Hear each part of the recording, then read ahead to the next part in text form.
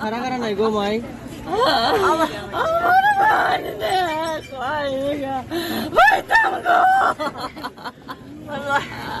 আমার বাড়ি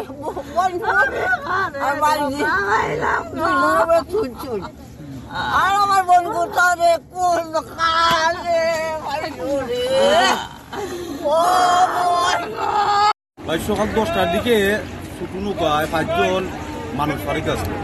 কারোর সাথে একটা মহিলার সাথে তার ছোট 2টা বাচ্চা পুরো ছিল বুঝছেন নি। আর আরেকজন আসলো বৃদ্ধ মহিলা একজন আর পুরুষ একজন, তারা মা আর তার ছেলে। আর নৌকাটা ডুবার পরে 2টা বাচ্চা মানে একটা বাচ্চারে মানে লোকজনে বাঁচাই নিয়েছে, ও মেডিকেল আছে।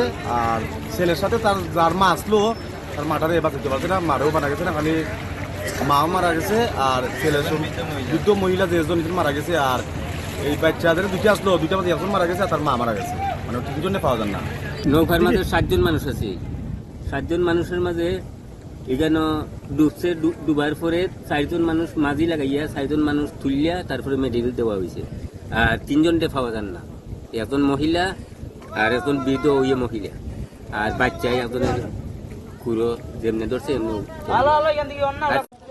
আমরা সকাল 9 ঘটিকায় 9:30 খবর পাই লোক মারফতে যে আজমপুর ঘাটে একটা নৌকা ডুবিয়া মানুষ নিখোঁজ হয়েছে।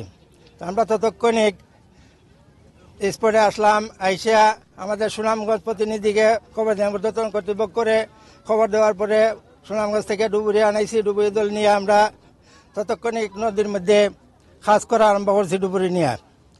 তো আমরা শুনতে পাচ্ছি এখানে 7 জন লোক আছিল নৌকার মধ্যে, 4 জন সাঁতারিয়া উঠতে সক্ষম হয় আর 3 জন, 2 জন মহিলা একটা বাচ্চা অদ্যাবধি নিখোঁজ রয়েছে।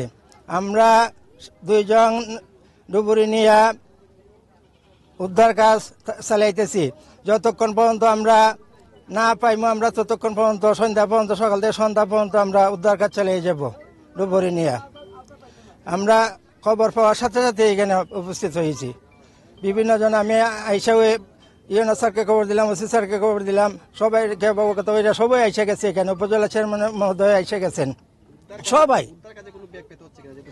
উদ্ধার কাজে ব্যাগ পাইতেছে, জায়গাটা খুব প্রচুর গভীর, অন্তত প্রচুর ছুত, এই জন্য ব্যাঘাত ঘটতেছে। আমরা যে মুখের মধ্যে যে অক্সিজেনটা নিয়ে যায়, অক্সিজেনটা অনেক সময় সরিয়া জায়গা সরলে আমাদের ডুবুরিও মরতে পারে।